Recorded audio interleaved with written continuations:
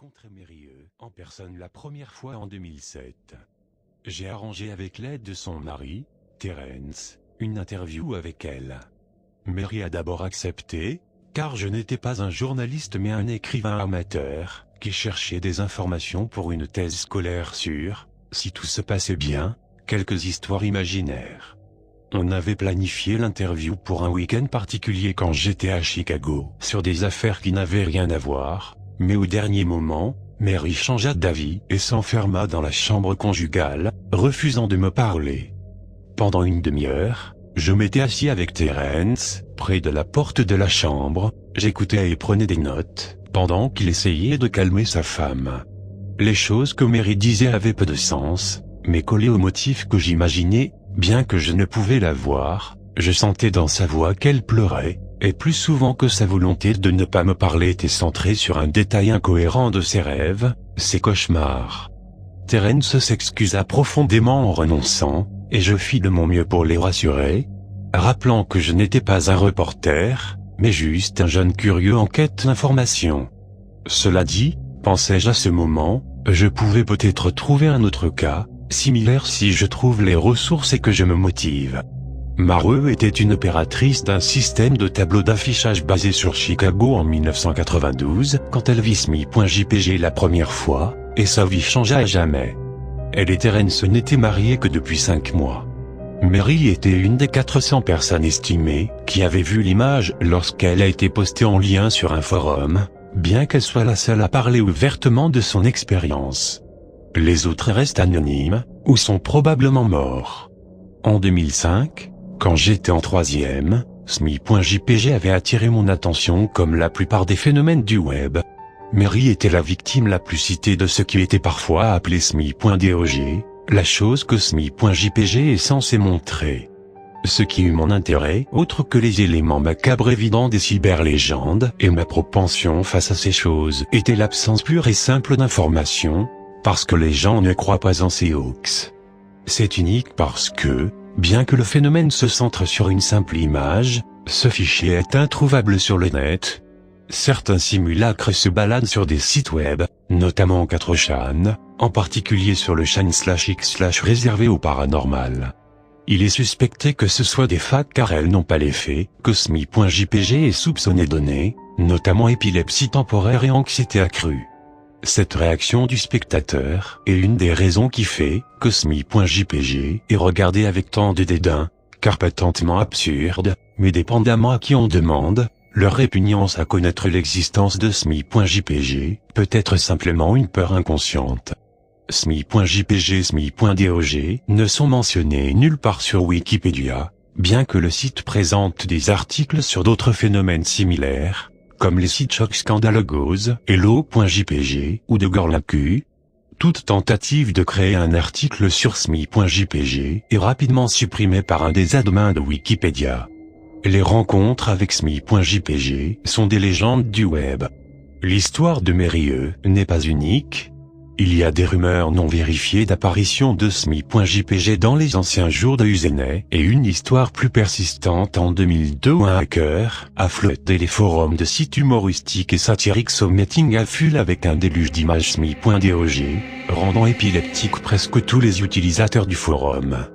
Il est dit aussi que courant années 90 secondes, SMI.jpg a circulé sur Usenet en pièces jointes d'une chaîne de lettres avec pour sujet SMI. God love you. Malgré ces histoires, quelques personnes admettent avoir vécu cela mais aucune trace du fichier ou des liens n'ont été découverts. Ceux qui clament avoir vu SMI.jpg disent souvent qu'ils étaient trop occupés pour avoir pensé à sauvegarder l'image dans leur disque. Cependant, ces victimes ont tous la même description de la photo, une créature en forme de chien, semblable à un husky sibérien, illuminé par le flash de l'appareil photo, assis dans une salle, le seul détail visible de l'arrière-plan étant une main humaine sortant des ténèbres de la salle sur la gauche de l'image. La main est vide, mais est souvent décrite comme pointant du doigt.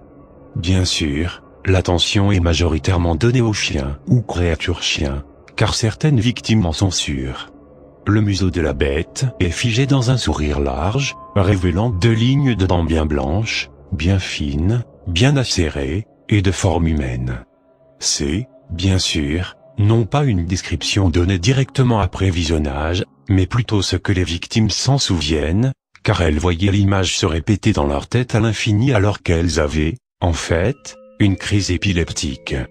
Ces crises sont rapportées comme interminables, souvent quand la victime dort, résultant à de dérangeants et réalistes cauchemars. Ceux-ci pouvaient être traités par médicaments, bien que certains cas furent plus facilement guéris que d'autres. Mérieux, j'imagine, n'a pas eu de médication effective. C'est pourquoi, après ma visite en 2007, je fis des recherches sur des newsgroups de légendes urbaines, sites web, mailing lists, espérant trouver une victime de SMI.jpg, qui serait intéressée de parler de son histoire. Pendant un temps, rien n'arriva. Un temps si long que je l'avais presque oublié, car j'avais commencé la fac et j'étais assez occupé. Mary me contacta par email, cependant, début mars 2008. Tout, jml *************** comme from Marie *********** Netsubj, interview du dernier été cher Monsieur L. Je suis profondément désolé de ce qui s'est passé l'été dernier quand vous êtes venu. J'espère que vous comprenez que ce n'était pas à cause de vous, mais plutôt mes problèmes, qui m'ont conduit à agir ainsi. J'ai réalisé que je pouvais contrôler décemment la situation. Cependant, j'espère que vous me pardonnerez. À ce moment, j'avais peur. Pendant 15 ans je suis hanté par SMI.jpg. SMI.dog vient dans mes rêves toutes les nuits. Je sais que ça semble idiot, mais c'est vrai. Ces rêves apparaissent dans une qualité incroyable, des cauchemars qui sont plus réalistes que les rêves réalistes que j'ai déjà eus. Je ne bouge pas, je n'avance pas. Je regarde simplement droite devant, et la seule chose devant moi est cette horrible scène de l'image. Je vois la main qui pointe, et je vois SMI.dog. Il me parle. J'ai pensé longtemps à mes options. Je pourrais le montrer à un étranger, un collègue. Même à Terence, tant que l'idée m'en dégoûte. Qu'arriverait-il alors? Si SMI.dog garde ces mots, je peux dormir. Mais, s'il a menti, que devrais-je faire? Et qui dit quelque chose de pire, ne viendrait pas pour moi, si je fais ce que la créature me demande? Alors, je n'ai rien fait pendant 15 ans, bien que j'ai gardé la disquette cachée dans mes affaires. Toutes les nuits depuis 15 ans SMI.dog vient dans mon sommeil et me demande de répandre le mot. Pendant 15 ans je suis restée forte, bien qu'il y ait eu des moments difficiles. Bien des victimes du forum où j'allais et qui ont vu SMI.jpg ont arrêté de poster. J'ai entendu dire que certains s'étaient donné la mort. Les autres regardent le silence, disparaissant de la surface du web. Ils sont ceux dont je m'inquiète le plus. J'espère sincèrement que vous me pardonnerez, Monsieur L, mais l'été dernier quand vous nous aviez contacté pour l'interview j'étais sur le point de lâcher. Je me fiche si SMI.dog ment ou pas. Je veux que ça cesse. Vous étiez un étranger, quelqu'un que je ne connaissais pas, et j'ai pensé que ma souffrance finirait quand vous prendriez la disquette, pour vous rechercher et sceller votre destin. Avant que vous arriviez, j'ai réalisé ce que je faisais, je prévoyais de ruiner votre vie. Je ne peux pas me permettre ça, et en fait je ne le ferai jamais. J'ai honte, Monsieur L, et j'espère que cet avertissement vous dissuadera d'aller plus loin dans l'enquête sur SMI.jpg. Vous pourrez peut-être trouver quelqu'un qui, si plus fort que moi, ou alors plus dépravé, quelqu'un qui n'hésitera pas à exécuter les ordres de SMI.dog. Arrêtez pendant qu'il est temps. Sincèrement, Mérieux. Terence me contacta plus tard dans le mois, pour m'annoncer la mort de sa femme. En faisant le ménage dans ses affaires, fermer son mail, etc., il tomba sur ce mail ci-dessus. C'était un homme craintif. Il me conseilla de suivre le conseil de sa femme. Il a trouvé la disquette, et la brûla jusqu'à ce qu'il ne reste plus qu'un amas uniforme de plastique fondu noir. La chose qui l'a plus effrayé, cependant, était comment la disquette a sifflé quand elle a fondu. Comme un animal, a-t-il dit. J'avoue n'avoir pas été certain de quoi répondre de ça. D'abord, j'ai pensé à une blague, avec le couple jouant sur la situation pour s'amuser, mais un rapide coup d'œil dans la rubrique nécrologique des journaux de Chicago. Cependant, prouver officiellement la mort de Mérieux bien sûr, aucune mention de suicide dans l'article. Je décidai que pour au moins une fois, je n'irai pas plus loin sur le sujet de SMI.jpg, vu que les examens arrivaient en mai. Mais le monde a de curieuses manières de vous rappeler à l'ordre. Presque une année complète après ma venue chez Mérieux, je reçus un mail. Tout, jml ************